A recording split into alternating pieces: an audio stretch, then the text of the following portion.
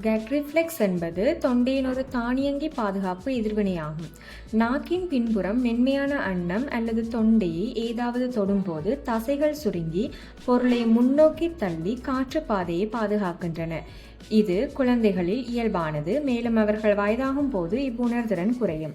உணவளித்தல் மற்றும் புலன் செயலாக்கத்தில் இது ஏன் முக்கியமானது? பாதுகாப்பு வழிமுறை, அதாவது வெளிப்பொருட்கள் காற்றுப்பாதையில் நுழைவதை தடுக்கின்றது. வளர்ச்சியில் பங்களிக்கின்றது, அதாவது குழந்தைகள் திடப்பொருட்களை சாப்பிட தொடங்கும் போது இப்புலன் எதிர்வினை அவர்களை பாதுகாக்க உதவுகின்றது. புலன் உணர்திறன் சில குழந்தைகளில் கேக் ரிஃப்ளெக்ஸ் வழக்கத்திற்கு மாறாக வலுவாகவோ அல்லது எளிதிலோ தூண்டப்படலாம்.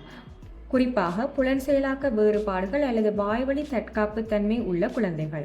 உணர்திறன் நீக்கம், அதாவது சில குழந்தைகளில் இது குறைக்கப்படலாம் அல்லது இல்லாமலும் இருக்கலாம்.